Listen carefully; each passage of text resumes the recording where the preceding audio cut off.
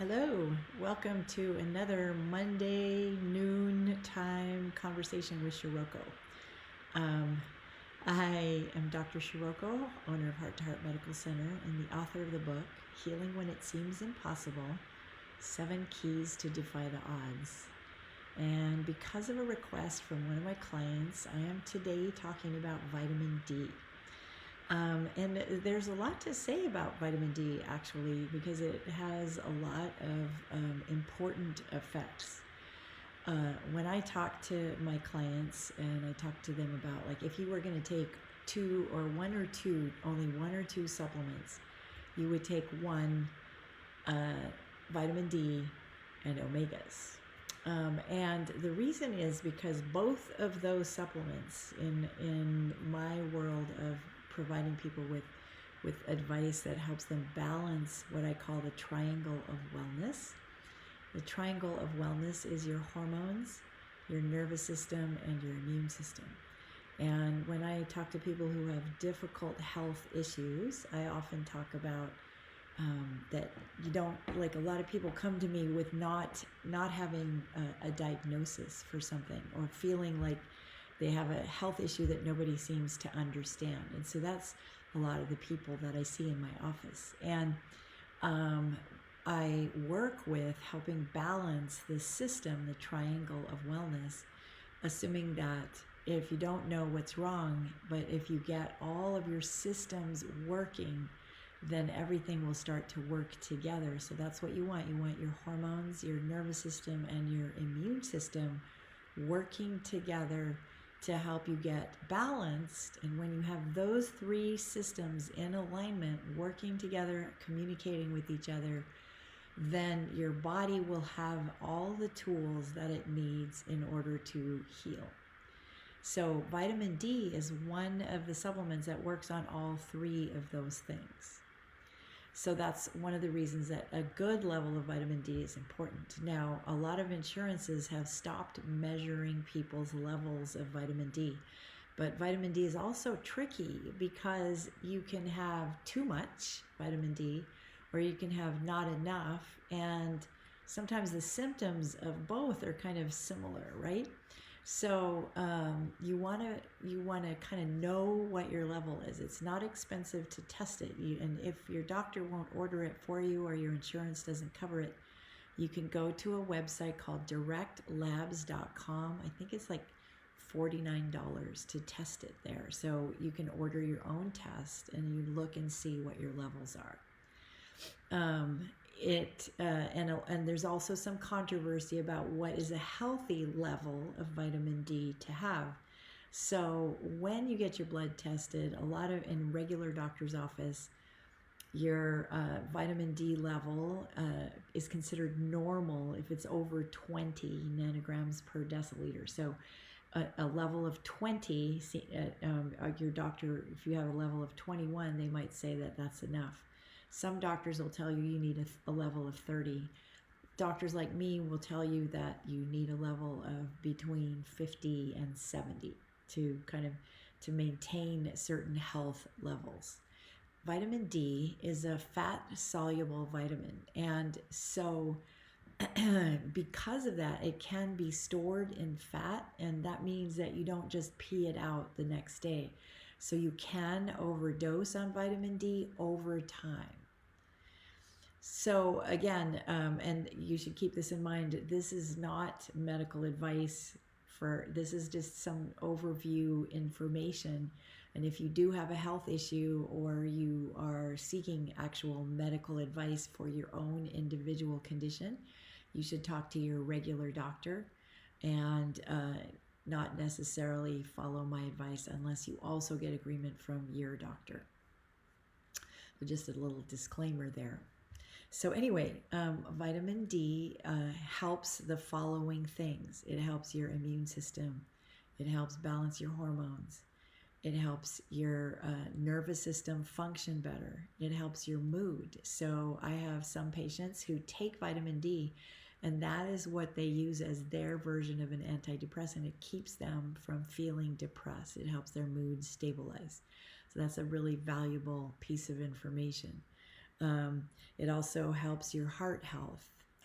And in some cases of infertility, a low vitamin D level might be the cause. So that's another thing that some people might not know about, that vitamin D helps with preconception. So you want a decent vitamin D level if you're thinking about trying to get pregnant. It also helps balance your thyroid hormone. And so again, if your thyroid's not working well, and you don't have enough vitamin D, that might affect your thyroid.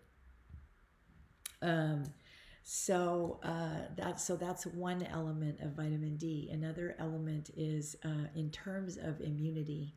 I often suggest when somebody is sick, so when somebody is sick and having like a flu or a cold, or you're starting to feel sick, you can take a short term, so not for days on end, but just for a day or two or three, a higher dose of vitamin D may help you keep from getting sick.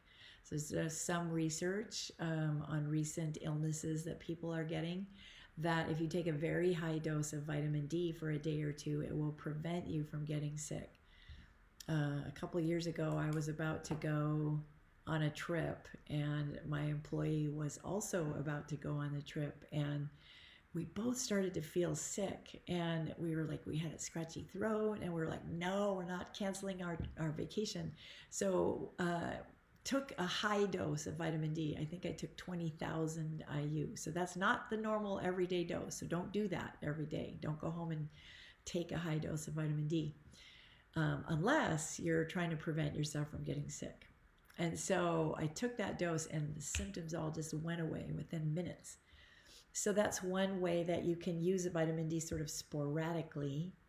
But most of the time, a normal everyday dose of vitamin D is about between 2,000 and 5,000 IUs a day. So that's international units per day.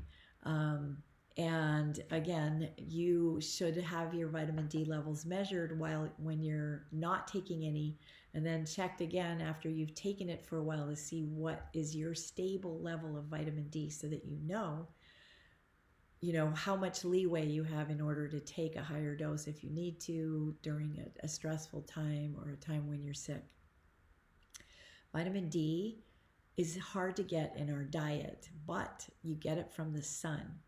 Now, I remember a few years ago when they were first starting to talk about vitamin D as the new in supplement, they used to say you couldn't get enough sun to get enough vitamin D. But that can't be true, because we've, for thousands of years on this planet, have gotten sun and probably had enough vitamin D to survive. Another important element of vitamin D is bone health. I can't remember if I said that, but you cannot absorb calcium for your bones unless you have vitamin D. So when you take any calcium supplement, first of all, taking calcium supplements is controversial because it doesn't necessarily help support bones. But all the other nutrients that help support the bones include vitamin D. So vitamin D is very important for your bones. So that's another thing to keep in mind. And again, you should measure your vitamin D levels if you're worried about your bone health, and make sure that they're not too low and not too high. Because too high a vitamin D level can cause side effects. And some of the side effects are the following. If you have too much vitamin D, you can get nausea, you can get confused and disoriented, you can get constipation. If you have constipation already, it might be difficult to figure out.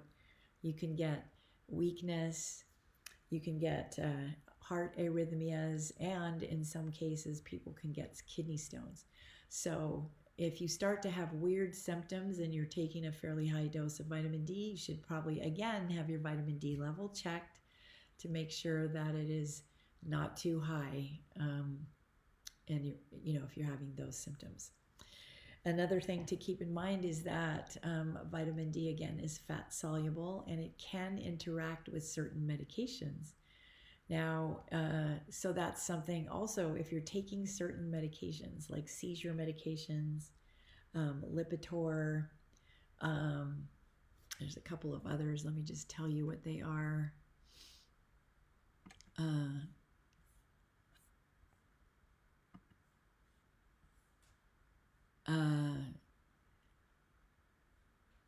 any digoxin, which is a heart arrhythmia pill. Certain diuretics can cause vitamin D problems, and also steroids can cause problems with vitamin D. So, or can interact with vitamin D. So, again, if you're taking those types of medications, you should make sure that you have the right levels of the vitamin D and don't overdose, because it can affect the metabolism of those medications. So, sometimes it will make the medication work faster, and so it won't be as effective if you have vitamin D. And sometimes it'll make the medication work more slowly, and so then you could get higher levels of the medication and than you need. So you have to be careful when you take certain medications. One other thing, there are some foods that are fortified with vitamin D so that you can, again, get too much vitamin D. If you're taking a supplement and then you eat the foods that have vitamin D fortification. So you want to, again, look at what your foods are, and they fortify milk with vitamin D, and I don't know the other ones that they do. But another thing is like mackerel and sardines. Some high fat fish can have vitamin D in them. Cod is supposed to be high in vitamin D. So again, if you take certain kinds of fish or you eat certain kinds of fish oil, you might actually have a higher level of vitamin D again. So those are all things to keep in mind. And most importantly, you want to learn to listen to your body and make sure that you're doing the things that work for you so that you feel as good as possible. And it's one of the chapters in my book, Healing When It Seems Impossible, is to learn to listen to your body. And in that, it's the fourth chapter. If you read that book, you'll learn a lot of things, a lot of tips for how to listen to your body and use that information to help yourself feel better. I hope you're having a wonderful day, and I'll look forward to chatting with you again soon. Thank you so much for listening. Talk to you later. Bye-bye.